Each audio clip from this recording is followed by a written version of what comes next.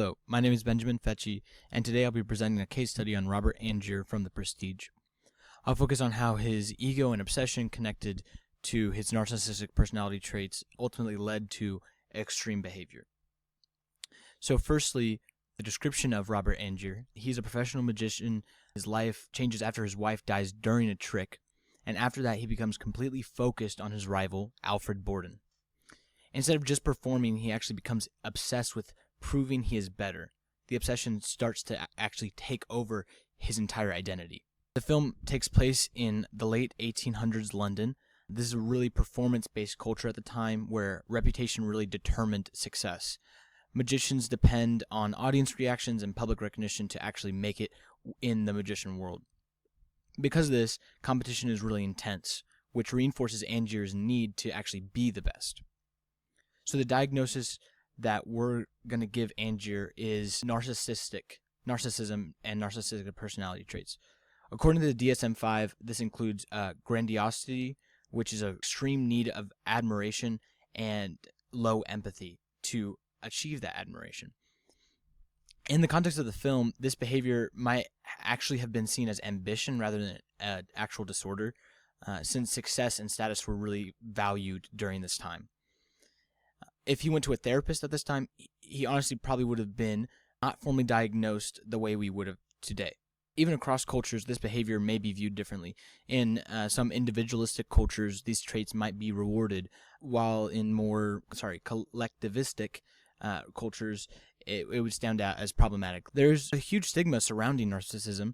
In fact, a lot of people see it as selfish and manipulative, and narcissistic people tend to struggle in relationships. The first symptom that led me to the conclusion of narcissism is strong need for admiration, that grandiosity that I talked about earlier. Angier consistently seeks approval from the audience, and his self-worth entirely depends on how people react to him. This matches the DSM-5 criteria for narcissism and personality traits. We see this clearly in the film through his obsession with being the best. He constantly competes with Borden, his rival, and focuses on outperforming him at every turn. In the movie, they kind of go back and forth, sabotaging each other's acts and trying to one-up each other. He is so caught up in this performance-based mindset that at the end of the film, when he is literally dying, the last thing he says, what it was all about, he says, "It was the look on their faces," showing that the audience's reaction is really what mattered most to him. That was the thing that made his life have meaning. That was his purpose. And this aligns with the research that shows that narcissistic individuals depend heavily on external validation rather than an internal validation of sorts. Since the second symptom I want to focus on is the obsessive behavior. Angier becomes super fixated on this one trick that Borden does better than him, the transported man, and he can't let it go.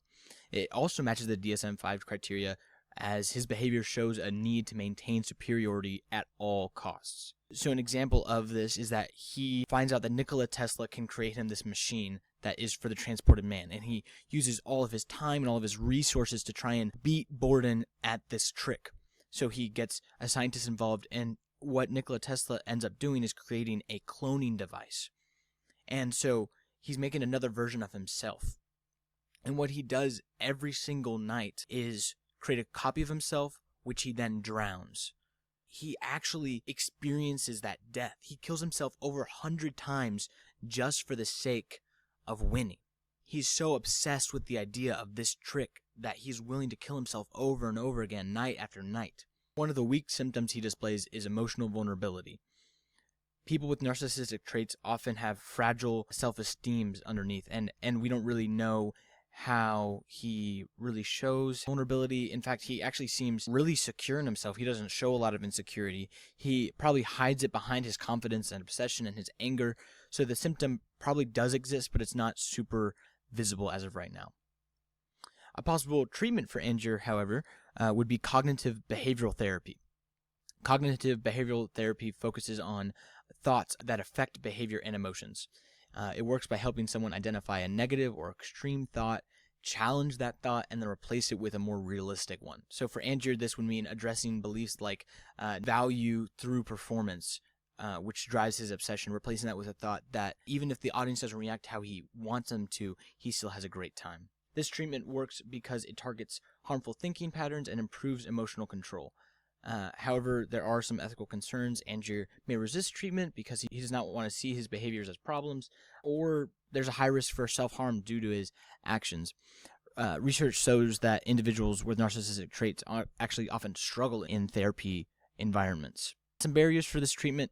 Angier is a very wealthy man, and wealth as status protect his behavior, and so he doesn't have a strong support system either. His environment actually rewards the obsession by getting him more money and more fame and a greater audience. Those factors make it much harder for him to actually receive or accept help. A broader perspective and impact of the film exaggerates Angier's behavior, especially the idea that he repeatedly killed himself. However, it does reflect real psychological traits like obsession and narcissism. One maybe issue is that movies like this tend to shape how people understand psychological disorders. They can increase awareness, but they can also create stereotypes when it comes to narcissism. In a different cultural context, his behavior might actually be seen as ambition rather than a disorder. So that's just something to take into account. And then here are my references. Thank you so much for listening.